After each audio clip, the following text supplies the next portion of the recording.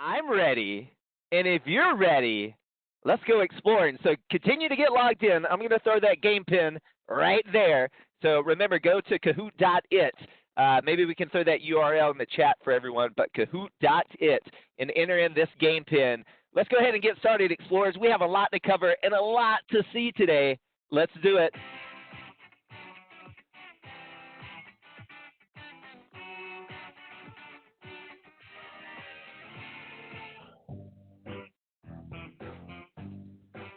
All right, all right, all right. Welcome, all explorers. You're now watching Learn Around the World's Geo Show. This is the interactive virtual field trip that takes you around the world and introduces you to new peoples, new places, and new histories. And hello, everyone. Again, if you're just joining us, my name is Brandon. You can call me Mr. Brandon, Brandon, or GOB because our show is called the Geo Show here at Learn Around the World. Part of my job, what I do, explorers, is I travel all around that big blue ball. I visit new places, and I share these places with amazing parents, teachers, and students just like yourselves. And it's our hope here at Learn Around the World that you see something, anything that gets you excited, that gets you curious about the world that we live in. So please don't let the learning stop today. So my job is to visit places all around the world. So I'm not an expert about only Komodo dragons. There are scientists out there that only study Komodo dragons and know way more than I do. So what we do is we introduce you to these places and these natural wonders and amazing animals like Komodo dragons. And please, if you love Komodo dragons, go out there and learn more about them. Learn more about Indonesia, the place that we are traveling to today as well. All right, explorers, let's get started. As we mentioned, today's Geo Show is titled Komodo National Park, brought to you by Learn Around the World, bringing you virtual field trips from all around the planet, and hosted today by Connected North, an amazing program bringing you content from all around. I'm so excited to be with you all today. We're going to get started using that Kahoot, so go ahead and grab your devices or second window, whichever way you are playing. We're going to go ahead and launch the first question. So if you're not logged in yet, don't worry. We're not giving out points yet. And I just gave this answer away, so I hope everyone gets it correct. What country is Komodo National Park in? What country is Komodo National Park in? Do you know? Is it red Thailand, blue Indonesia, yellow Cambodia, or green Australia? What do you think? You have 10 seconds to answer.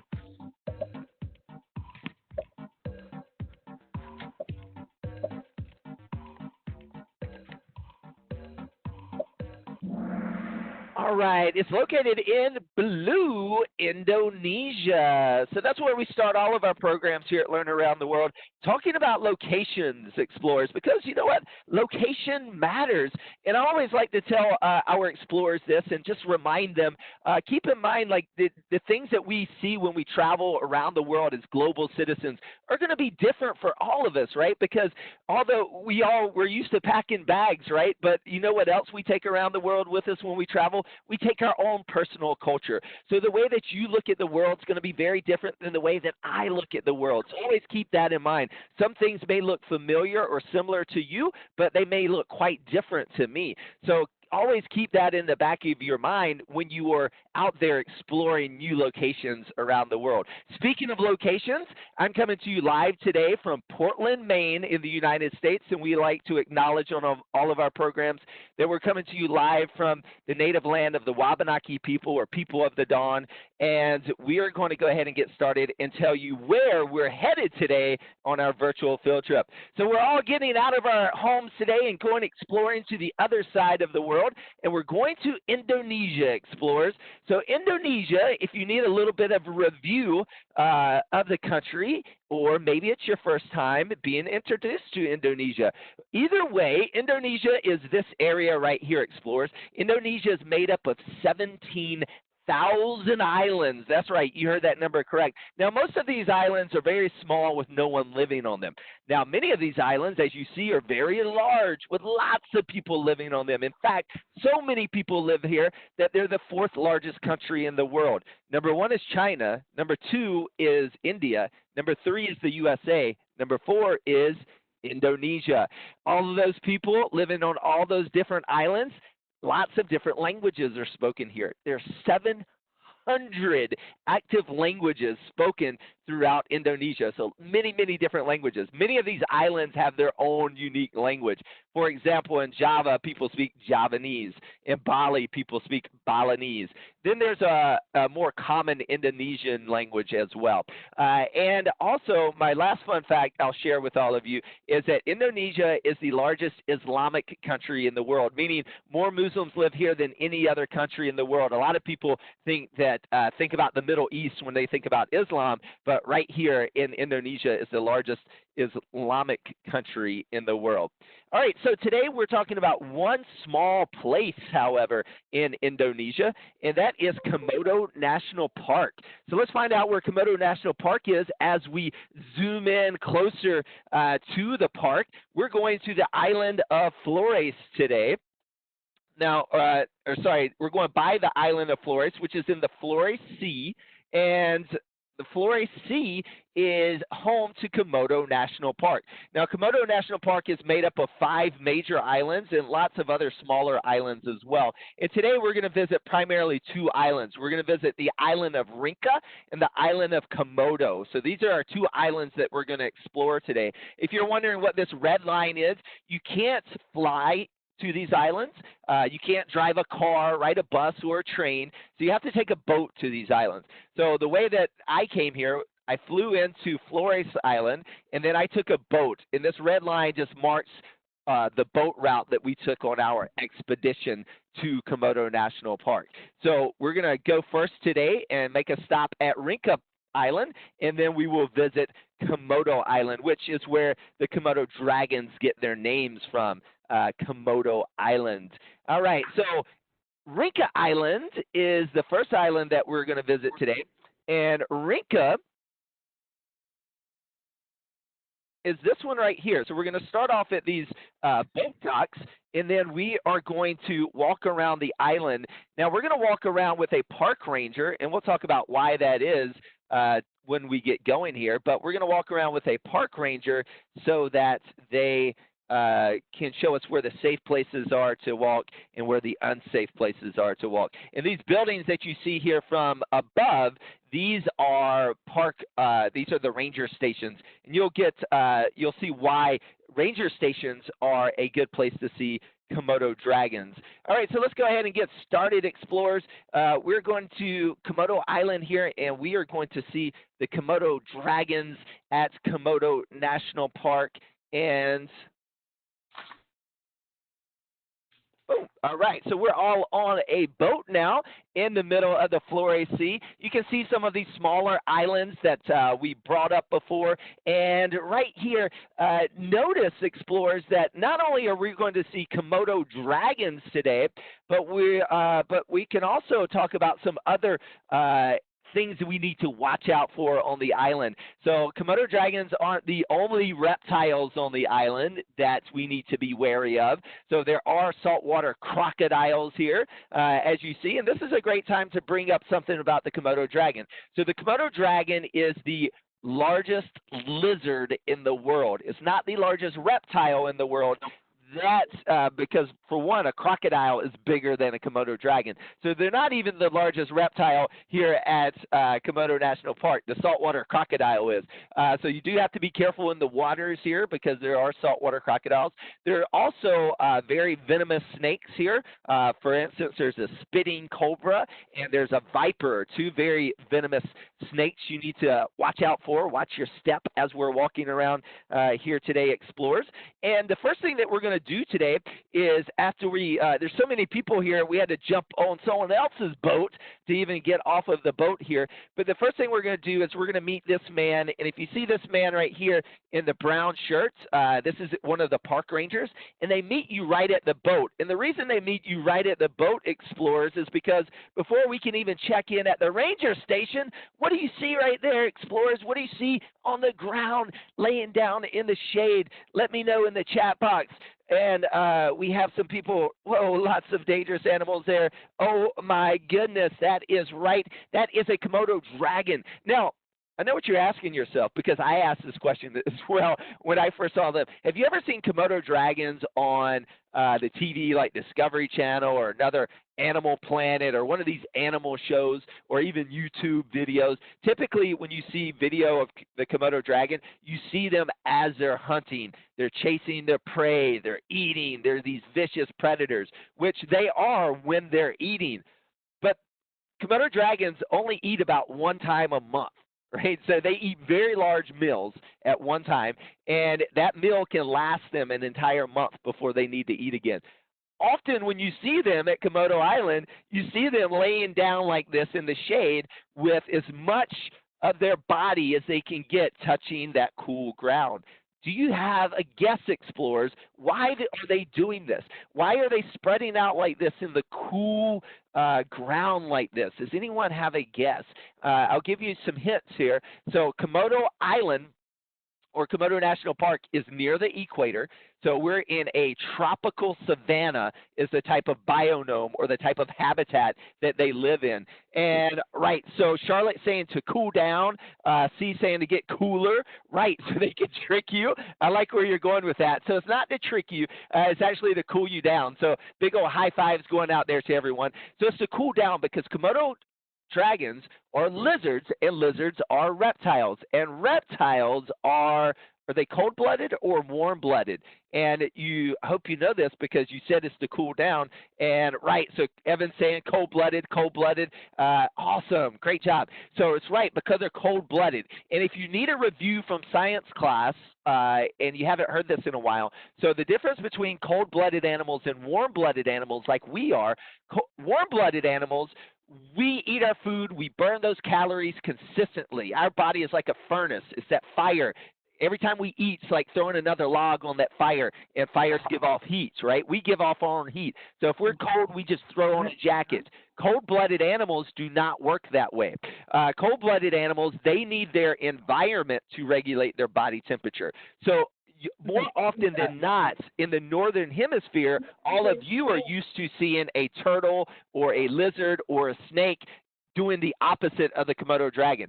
So you live in a more cooler environment where your reptiles around your home will go out into the sun and they'll sunbathe to get warmer. Well, the Komodo dragons are doing that, but in reverse. Instead of going out in the sun to get warmer, it's extremely hot here. So they're actually trying to cool off. So that's what you see them a lot of times with those bellies on the ground like this. They actually dig burrows as well. So they actually will live underground during the hot part of the day. They'll retreat into their burrows. So what we do here at the park, first thing we're going to do is sign in because they want to know that you leave when you come here. And when we look here, I love these displays.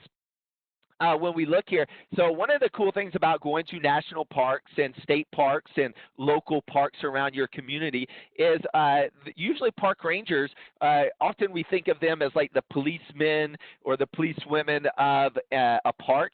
Well, there's all kinds of jobs. Park rangers they don't all do the same job. Some of them are educators and interpreters, and they're there to help us learn about all of the animals and plants that are found inside of a park. And you can also find lots of educational material at a ranger station. And this is one of my favorite displays here, and it's showing a lot of the different types of prey of the Komodo dragon. So we see a water buffalo, there's a monkey skull in the background, you see some deer antlers and deer head here, which are their favorite food here at Komodo National Park. And so these are all different types of prey. So the Komodo dragon is a predator. In fact, it's an apex predator. So if you've never heard that word before, think about the entire food chain where you live. There's an apex predator as well. So an apex predator is the predator at the tip top of that food chain, meaning they have no predators. They are the predator to everything else. Well, I should actually roll that back a little bit because they do have a predator. Each other. So Komodo dragons are actually cannibalistic as well. That means they will eat other Komodo dragons. So big Komodo dragons will eat the baby Komodo dragons. And because of that, some of our baby Komodo dragons have a really cool adaptation. And does anyone have an idea of what we're looking at here on the ground? Anyone have an idea of what we're looking at there? Looks like some kind of dark stuff kind of smeared out on the ground here.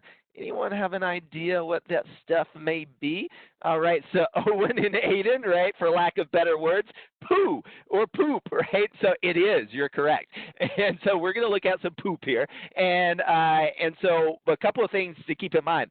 This is a really cool type of adaptation evidence that we're seeing, and it's not the actual poop that I'm talking about. So baby Komodo dragons or young Komodo dragons have a really cool behavioral adaptation. So for our younger explorers out there, an adaptation is the equipment that an animal has, or any living thing, I should say. So plants, bacteria, any living organism, we all have adaptations. And adaptations are simply the tools or equipment that you use to help you survive in your particular habitat. Now, if you think of it like this, a polar bear, for example, has a certain set of adaptations for the Arctic. Can a polar bear live in the desert successfully? Probably not, because their adaptations are for the Arctic, not the desert. Same thing happens in reverse. Can a camel that's adapted to live in the desert, can they survive in the Arctic? Of course not. Their adaptations are not for the Arctic. They're for the desert. So these were adaptations do, right? It makes sense. If you want to think about a plumber versus a mechanic, they have two different toolboxes, right? They're toolboxes. They both have toolboxes, but they have different tools. And that's how I like to think about adaptations. Now, adaptations can be physical adaptations, like the number of arms or hands or feet that you have, or the type of teeth that you have, but they can also be a behavior, like migration is a behavioral adaptation. This is a behavioral adaptation as well. So the small Komodo dragons will come down and find the poop of a big Komodo dragon, and they'll roll all around in it. It sounds disgusting, but this is what we see, the evidence of that. And the reason they're doing this is because it camouflages their smell. So any big Komodo dragons they'll smell them and think that it's a big Komodo dragon, and they can't go eat a big Komodo dragon. But it's a really cool adaptation. So right here we see some evidence that came out. Again, just like that poop, we have hair, we have hooves, and we have a big clumpy white stuff. And this is because Komodo dragons, they eat and swallow their prey whole. Many of you may have seen a snake eat before. A snake swallows their prey whole. So do Komodo dragons. And now here, we'll ask this question. Does anyone know what this is? And as you're answering that in your chat box, let's see, Komodo dragons are highly efficient eaters, meaning most of what they consume, most of what they eat gets absorbed into the body as energy. So only the leftovers, anything that their body cannot consume, is the only thing that comes out as poop, right? And so those are the things like the hair and the hooves that we just looked at. And what is white inside the body of an animal? Anyone have an idea? So, all right, so Lily, great job. Boom, bones. Them bones. So these are just crushed up bones that come out in these clumps. It's really cool when you think about that.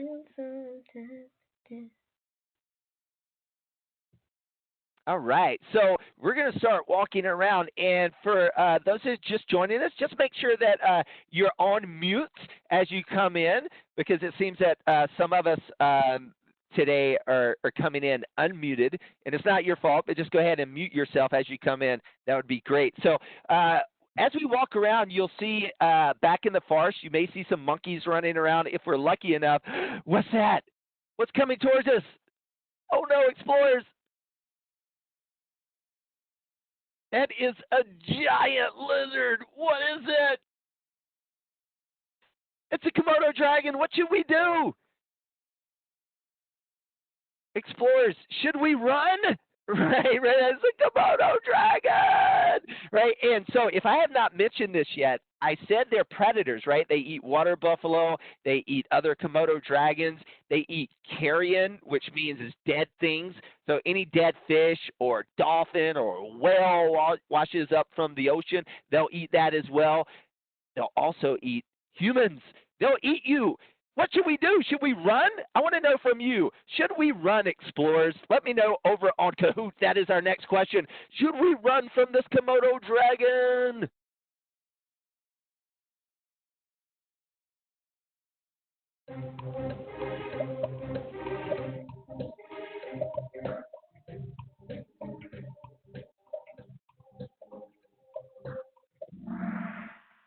All right. So some people are saying yes, some people are saying no. Well, not so fast, explorers. Our park ranger that's just off camera with us told us not to run. Don't. I get it. I wanted to run. My heart was going do do do do do do. But you can't outrun a Komodo dragon. They run faster than you and I can. They can run about 13 miles per hour or 20 kilometers per hour. And when we go back and we look at our Komodo dragon walking towards us, we don't want to spark a chase. We don't want them to decide that they want to run after us. Because earlier when someone said we looked at the Komodo dragons laying down, it's hard to get a good shot of his tongue out, but I'm going to draw his tongue because I want to let me know in the chat box as I tell you this, explorers, what do they use? They have a big forked tongue. Does anyone know what they use that forked tongue for? Let me know if you know in the chat box. All right, so Komodo dragons, when they hunt, so remember, they can eat really big meals at one time. They can eat up to 80% of their body weight. And let's just say this Komodo dragon is 100 pounds. That means they can eat 80 pounds of meat at one time. Now, Komodo dragons can get up to over 300 pounds and 10 feet long. Remember, they're the biggest lizards in the world. So 300 pounds. Explorers, I weigh less than 200 pounds. That means a 300-pound Komodo dragon could eat me, all of me, in one sitting if they wanted to. So, but what you don't want to do is spark a chase to actually go after you. And the way that they hunt typically is they're ambush predators. And all that means is they hide in the bushes and they wait for their game, or they wait for the deer or the water buffalo to walk by, and then they jump out and they ambush them. So it's kind of like if you have a brother or sister or mom and dad that you like to jump out and scare sometimes, and you hide behind the door in your room, you jump out and scare them. It's like ambushing, right? And so that's what they do. That's the type of hunters that they are. And when they do that, one of the ways they bite their prey, and if it's a large prey, they follow them for a long period of time until they lay down and die. We'll talk about that more in a minute. But one of the ways they track their prey is by sticking that forked tongue out of their mouth and back in their mouth. And they're doing something really cool, which looks like most of you know, which is to smell. All right, big old double high fives going out there. And this is a really cool adaptation. In fact, they actually have nostrils. If you look really closely on the end of their snout, they have nostrils. But this type of smell is a different adaptation than like you and I have, that we smell the air, the actual air with our noses. They have a different tool that they use that's better. They can smell smells up to 2.5 miles away, and they do it with this adaptation. And it's not the actual tongue that's doing the smelling. What the tongue is doing is grabbing the smell out of the air. So the same stuff that's going through the air that our noses detect, well, that same stuff is going to stick to their tongue. And when they bring that tongue into their mouth, in the roof of their mouth, they have something called the Jacobson's organ. Can you say that at home with me? Jacobson's organ. Awesome, explorer. So the Jacobson's organ is 2 holes in the roof of your mouth. Snakes have this. Lizards have this, like the Komodo dragon. And so what happens, if that smell is coming through the air, smell is going to stick to the outside of this fork and the inside of this fork. And so when they stick that fork up into the Jacobson's organ is going to tell the brain, hey, that smell is coming from that way. Let's go. There's food. Time to eat. All right, so that's what they're doing with that Jacobson's organ. Really cool kind of adaptation. So as we watch the Komodo dragon coming towards us, it's going to stop about 10 feet or so in front of us. And one of the reasons it stopped is because our park ranger that was with us actually started hissing at it. And when he started hissing, that Komodo dragon popped his head up and stopped, looked at us for a minute, and actually turned and walked around us.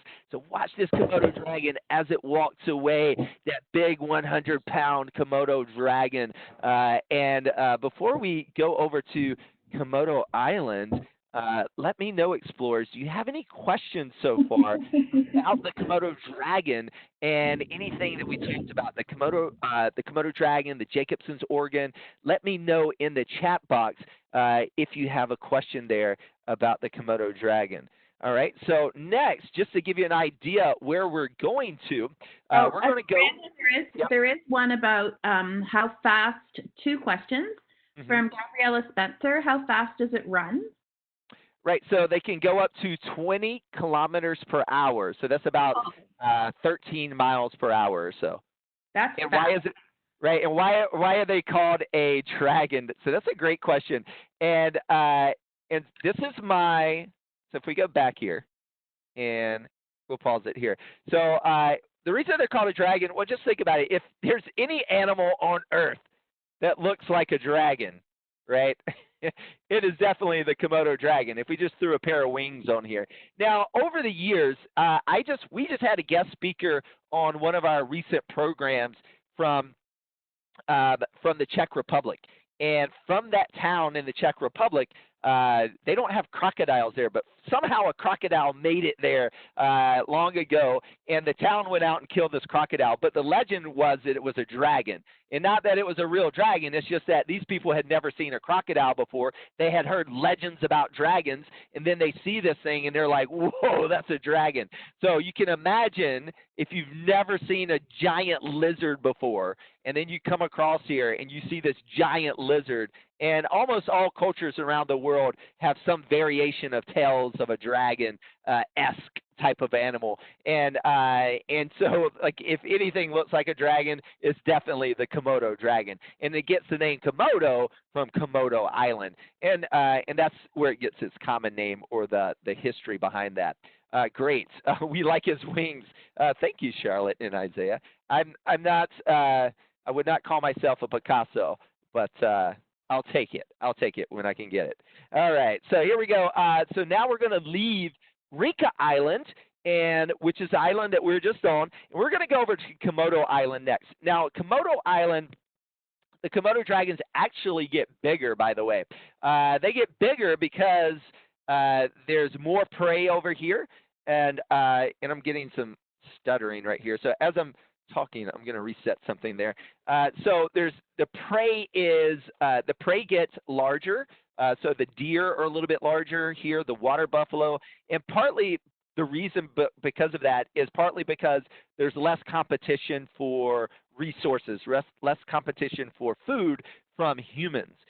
So there's less people that live over here. There's more of the fishing villages over on Rinca Island as opposed to Komodo Island. And if you're wondering, there's about 5,000 Komodo dragons in Komodo National Park, roughly around 2,000 to 2,500 on Rinca and Komodo Island apiece. Now, these numbers are just estimates. The way that they count them, they actually hang meat in the air at checkpoints around the island, and you have a park ranger with a clicker, and you just stay up there for a couple days, and you click every time you see a Komodo dragon. And what you do is you take an average of the Komodo dragons that you see at each spot, and that's how they make guesses, but it's not an accurate count. And it's hard, right? It's hard to go out and count a wildlife. How do you know how many deer in the forest? It's kind of impossible to count them accurately. All you can do is make an educated guess, and that's what they do there with those guesses. So as we look here, and we look at that one's still a little stuttering. That's okay. You get the idea. We showed you earlier where Komodo Komodo Island is right beside there.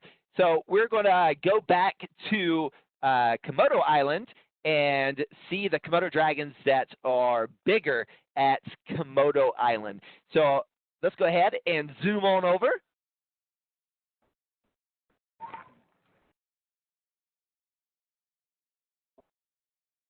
Now look at this Komodo Dragon, Explorers.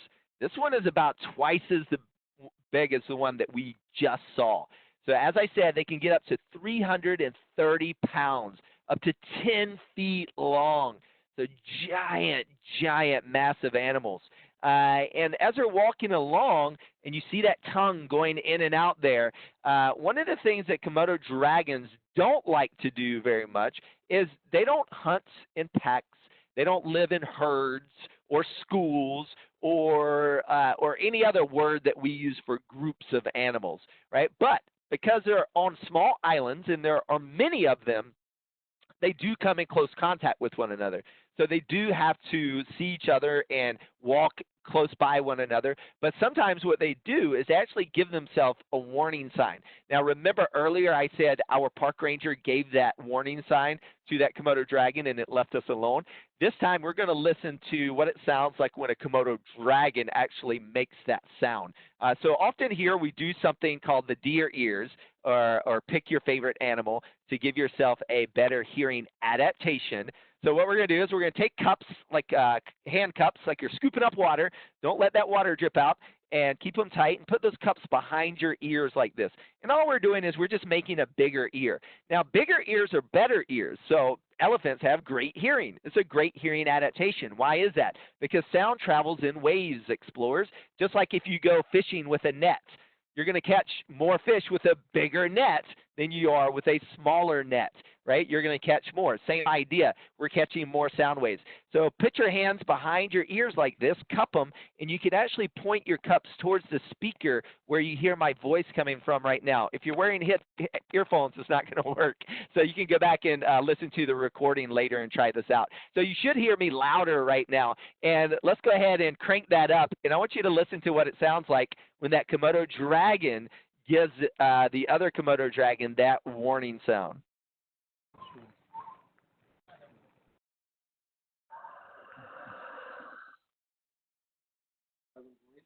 All right. Did everyone hear that Komodo dragon voice? Now, keep in mind here, when you come here, explorers, this is not a zoo. There is no glass in between you. These Komodo dragons are out and about. Now, I was able to get right close to these ones because I walked up on top of the deck of this ranger station. And speaking of these decks here at the ranger stations, the stations themselves and homes that in the villages on and around Komodo National Park, in and around Komodo National Park, they have built up. And part of that is it keeps the Komodo dragons from just walking in your front door, right? That's a bad idea. Remember, Komodo dragons can eat people. So Komodo dragons right here, there's two Komodo dragons there. They were walking all around behind us, so you really have to check your six when you're out on Komodo Island. So make sure to be aware of your surroundings, and that's why you want to walk around with a park ranger as well, as that they are there to help keep you safe. Remember, there's no cage, there's no glass in between us and that Komodo dragon right now. Now, keep in mind, when they're laying around like this, typically they're inactive. They're not out actively hunting. Remember, they're ambush predators. But if you start running, you may trigger a predatory response, and you don't want to trigger that. You don't want them to just start running after you. And so when we look here at Komodo National Park, some of them over the years, by the way, when I showed that ranger station, I should say there was an accident a few years ago where someone didn't close the door all the way at night, and a Komodo dragon walked in and was sitting under the desk. And the next morning, a park ranger went and sat down at the desk, and there was a Komodo dragon under. Can you imagine looking under your desk at school and seeing a Komodo dragon there? Well, he got bit by the Komodo dragon, had to get flown to a hospital, because if you don't go to the hospital, you will die if you get bit by a Komodo dragon. And we'll talk about why that is more in a second. But let's talk about those Komodo dragons a little bit and tell a little bit about some of those cool adaptations of the Komodo dragon. Now, a couple things we can talk about here is remember that Komodo National Park, there are people that live there. So when the park was formed in the early 1980s, any village that was already in the park was allowed to stay. So there are fishing villages there. But this is a great shot to give you an idea what type of environment they live in. This is called a tropical savanna. A savanna is a grassland. It's a tropical area of the world. Remember, we said it's the largest Islamic country in the world, so that's the local mosque here at this small fishing village up on the hill.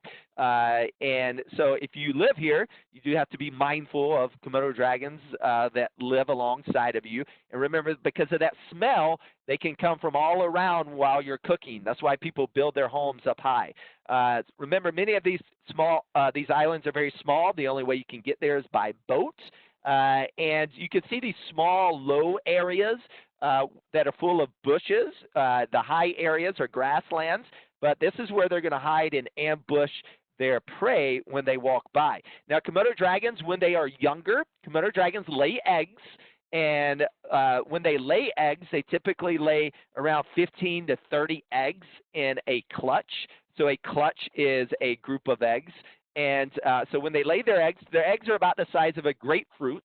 And when the eggs hatch, the hatchlings are about 16 inches long. And remember earlier we said that the big Komodo dragons will eat the little Komodo dragons. So literally, quite literally, the first thing that the baby Komodo dragons do, these hatchlings, they'll run right up a tree. And they live the first couple of years of their lives up in the treetops. And this helps protect them. Again, this is a behavioral adaptation because if they live down on the ground, those big Komodo dragons will eat these little ones, like just eat them up. And so the big Komodo dragons, when you weigh 200-300 pounds, you cannot climb a tree anymore. And so they're just too big for that. All right, so I have another question for all of you explorers. I want to know, how many eyes do Komodo dragons have? How many eyes do Komodo dragons have? That is our next question.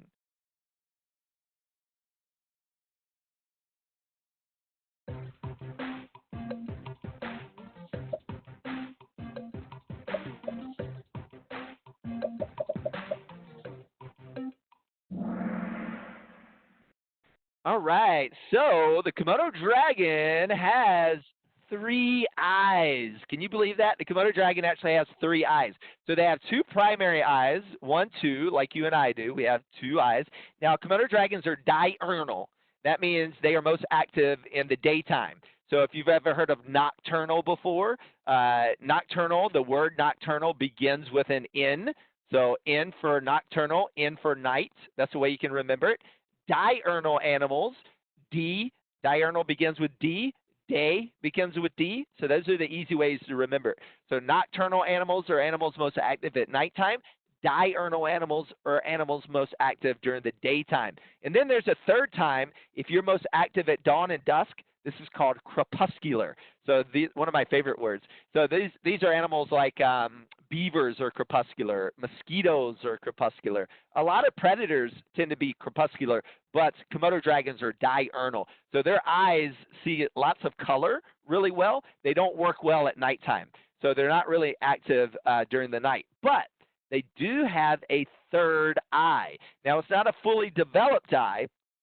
As we see our Komodo dragon here, this is that third eye right on their forehead.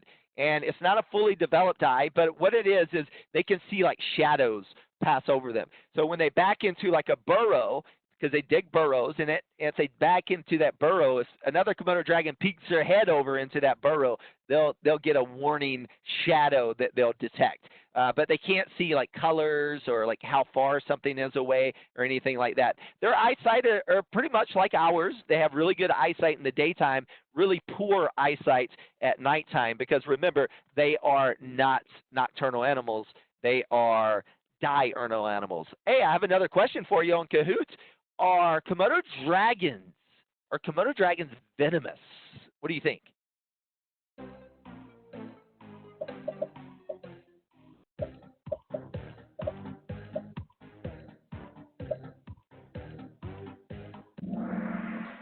All right. So, yes, they are. So, it looks like Amelia was asking a question earlier. Are they poisonous? No, they're not poisonous. They're venomous. They're venomous. So there is a difference there. So when we get into the difference of the language that we use, often you'll see this used incorrectly. We use it in common English incorrectly all the time. People will talk about poisonous snakes, poisonous spiders, poisonous Komodo dragons. It's the incorrect use of the word. So they're not poisonous. So if you remember nothing else from today's program, remember there's no such thing as a poisonous snake. There's no such thing as a poisonous spider. There's no such thing as a poisonous wasp or bee, right? All of those things are venomous. So when something bites you and injects their toxin into you, that is called a venom. And so a Komodo dragon is venomous. A snake, like the cobra, is venomous. A venomous spider, like the black widow spider, for example, is venomous. Scorpions, bees, any stingers, they are venomous, not poisonous. A poison is something that you consume. So think about a poison mushroom. You eat and consume those toxins, or think about poison ivy that you get on your skin, or poison dart frog where they seep out poison and that goes through your skin. So these things are called poisons. So it's a small difference, but there is a difference and between the two. So great job. So you're asking about the bacteria in their mouth, right? So this is a great. I love bringing this up because I talk to explorers all the time on one of our programs, and a lot of times I think back to when I was a lot of your ages. You have to be willing to change with the science or change with the new evidence, I should say. And this is all the time in history, right? It's hard to study about ancient cultures when there was no writing down, and we're always constantly learning new information. So always be willing to change what you know or what you've been taught in the past. When I was younger, there were 9 planets. You know, Brontosaurus used to be a dinosaur, and the Komodo dragon used to be thought that the bacteria in their mouth is what killed their prey. And they do have a lot of bacteria in their mouth, in that saliva. Remember, they eat a lot of carrion, a lot of dead things, and in their teeth, they don't floss. Flossing's good, kids. And like that dead, rotting meat in their mouth causes all kind of nasty bacteria, and that probably plays a role in it, but they are venomous. We do know this fact today. They have venom. In fact, this is the venom gland that goes up into their mouth, and so when they bite their prey, that venom prevents their blood from clotting. And so this is a Komodo dragon tooth, and you can see it's about the size of my pinky. This is the actual Komodo dragon tooth that the park ranger gave to us to show you all today. So remember, their teeth aren't like tigers. They aren't ripped. Their teeth aren't designed, or a wolf is not designed to rip the meat from the bone and then swallow the meat. Remember, they're swallowing their prey whole. So they just want to take off a leg, and then they're going to swallow the leg whole. So they're kind of serrated on the side of the tooth. It's kind of like a little snake knife. But instead of fangs that inject their venom like a snake does, they have their venom glands are in between the teeth. So when they're in thrashing around and cutting and ripping things off, then that venom is actually seeping or dripping into those open wounds of their prey. And that's how their teeth and their venom work. You can see them laying around. Often you can get quite close to them. And if you see everyone carrying around these big sticks, a lot of people want to know, how do you protect yourself here? And those big sticks are one of the ways that you protect yourself as you go around. Now, as we just talked about, you know, you have to take a boat here. Actually stayed the night off the boat. Komodo dragons can swim, so you may choose or not choose to go out and swim around when you visit here if you get the opportunity to one day. But Komodo dragons aren't really hunting in the water. They're just swimming around. They island hop. They are a monitor lizard. So water monitors are a family of lizards. So they're big lizards all over the world that are part of the water monitor family. In fact, a lot of people mis-ID animals as being a Komodo dragon, like around in southern India, other places near Indonesia. You'll often hear people say that, oh, I saw a Komodo dragon here. No, they saw a big water monitor is what they saw. The Komodo dragon is only found in Komodo National Park or in Indonesia, in that area. And they are vulnerable, by the way. So if you've never heard that word before, you probably have heard of extinct. So when something goes extinct, we have no more of them. So when a plant or an animal goes extinct, we aren't going to have any more. So we don't want animals to go extinct, although all animals will go extinct at some point. But then when we classify animals with how many of them there are, or plants, the one step over from extinct is endangered, right? So if something is close to becoming extinct, we say, danger, danger, danger, like warning, they're endangered. One more step over is vulnerable. So the Komodo dragon is vulnerable. It's not endangered. but we don't want it to become endangered, by the way. So this is just a nice sunset. Sunsets are cool, and this is what a sunset looks like in Komodo National Park, just to show you all there. So I do get this question a lot, and so a lot of people want to know where or what should you do if a Komodo dragon attacks you. Now, I did not get attacked when I was there, but I did ask the park rangers this because they know best, and they work with Komodo dragons day in and day out. So let's go back and listen to what you should do if you do get attacked by a Komodo dragon. Is it common for dragons to attack people? Yes. Attack? All the time, I need a stick. We don't have gun. Yeah. But it is gun. But it is just for to make stop when the dragon comes close to me. Yeah, better to make stop. Can you outrun a Komodo dragon? Yeah. You know, the dragons very, very quickly also. No action to win. But enough. Quickly to the hospital. You'll be not. So okay, so if a dragon attacks and you have this, what do you do? This takes a bite. Yeah. Right. This stick fork like this. Yeah. This make easier when the dragon comes to us. Yeah. And we put on the neck. And we throw. Like this? Yeah. Like this. If they more aggressive, the very sensitive the Komodo dragon. Mouth? And they, You have to do that. yes, every time I do that. This stick, just a stick.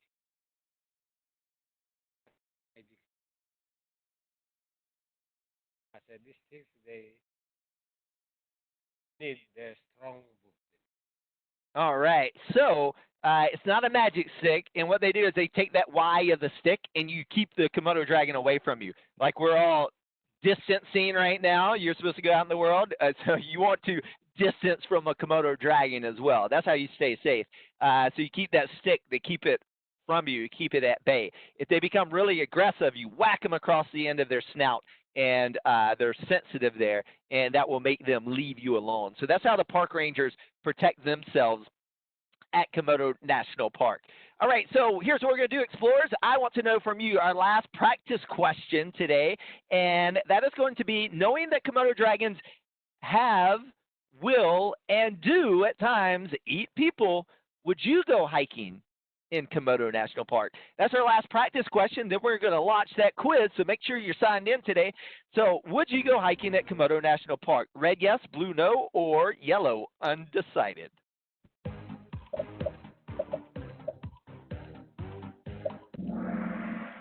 All right, so lots of different answers. There's no right or wrong answer here. We all have our own opinions, right? So here's a game pin. If you need to get logged in, this is your last chance. As I ask answer a couple of questions to get logged in, if you want a chance to win today's postcard with our GO quiz. So I love that Kerrigan was saying, I said, how do you protect yourself from Komodo dragons? They said, roll in the poop. Change your behavior. That's a great answer. I love that. First time I've heard that one. Big ol' high five. Let's see. How do you get to be a park ranger? I don't know the selection process. I do know, well, I remember when I was talking with them, you have to be from the area. So some of them were from Flores Island, which is the island that I showed you at the beginning that we started our boat trip from. And by the way, there are Komodo dragons found outside of the park because remember, they do swim in the water to island hop, but for the most part, most of them are in there. Let's see, and am I in the yes, I am in Maine in the USA, so that's just south of New Brunswick, in Canada, or about 5-hour drive from Quebec City, by the way. And let's see. Thought the Komodo dragons did with the bacteria. All right. So here's what we're going to do, explorers. Make sure you're logged in. We're going to jump right into our quiz for the day. Make sure you are answering quickly and correctly to get the most points. First question coming up today, explorers. Let's do it. I want to know from you. Komodo dragons are the largest what in the world? They are the largest red dragon, blue dinosaur, yellow lizard, or green reptile?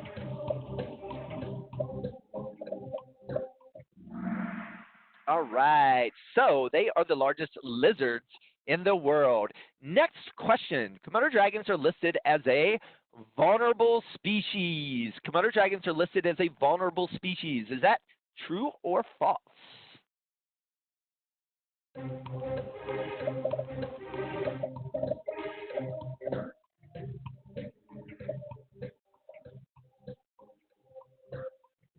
All right, that is true. They are vulnerable. Okay, we have a new leader, Captain Finch. It's a close one, explorers. Next question I want to know from you. Komodo National Park is found in what country? Komodo National Park is found in which country? Is it red Thailand, blue Indonesia, yellow Cambodia, or green Australia?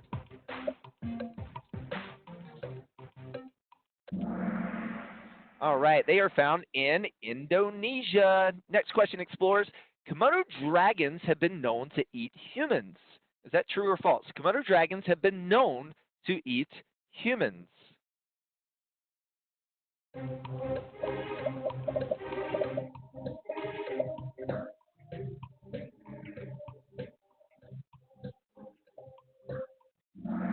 All right, that is a big true. Now, don't let this discourage you if you ever get the opportunity to visit and you're fortunate enough to visit Komodo National Park in the future. If you follow the rules and the guidelines, it can be very safe.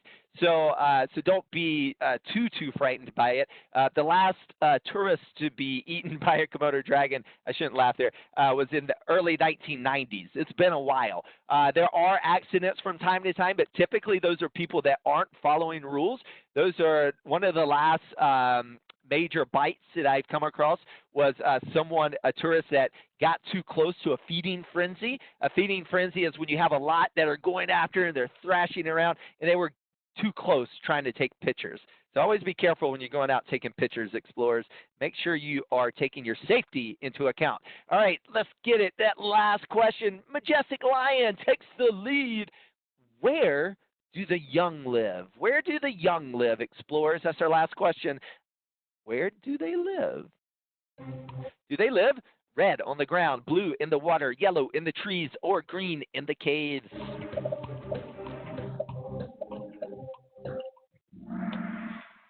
All right, they live in the trees, and today's winner is...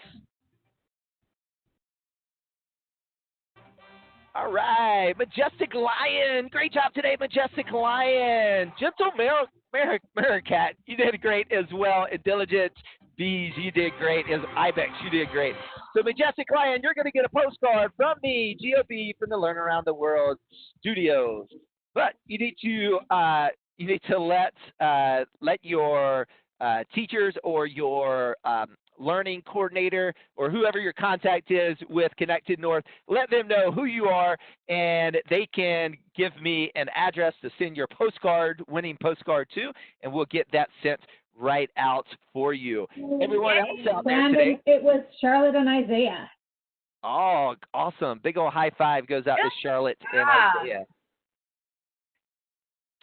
That Yeah, was so good and so exciting. Thanks, Brandon, and thanks everyone for participating. Gabriella, congratulations! You guys you were third, and thank you for the feedback, for the encouragement for Charlotte and Isaiah. Jack, you were second. That was great. That was so fun. I had some messages from my friends saying that this was so fun to participate in. They were glad they logged in. And just to let you guys know, Brandon and Katie and I have, I don't know how many more, 5 more sessions booked with Brandon. One on monkeys, one on a whole session on elephant poo. Yeah, that's going to happen, guys. A whole session on elephant poo paper. If you like saying the word poo, you're going to like this one. Yeah, and so Brandon has tons of ideas that it's going to take us into the end of June. So just put in the chat, because we didn't see who answered yes or no, would you travel to Indonesia to visit the Komodo Dragons? Yes or no? Maybe? Yeah. Kerrigan said yeah. Charlotte would. Isaiah wouldn't. Lily said yes. Undecided. So, you know what? It's a big world out there, boys and girls. Brandon's taking us to all different places around the world. So, we have lots of choices to make. And we're so grateful for him to be letting us visit on this journey with him. So, thanks, Brandon.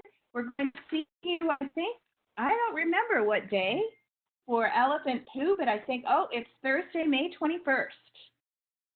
Same time, Thursday, May 21st, Elephant Poo. We will see all of you then. And Brandon, thanks, and we'll send you Charlotte and Isaiah's address. Awesome. All right. Bye, everyone. Thank you so much. Bye, boys and girls. Yeah, we'll see you guys soon for Batter Up Baseball. If you like baseball, you're going to learn a little bit about baseball and math. And then the small farm animals. We're going to be visiting the farm in Ottawa to see baby cats and goats and bunnies and chicks and all that stuff. So thanks, guys. We'll see you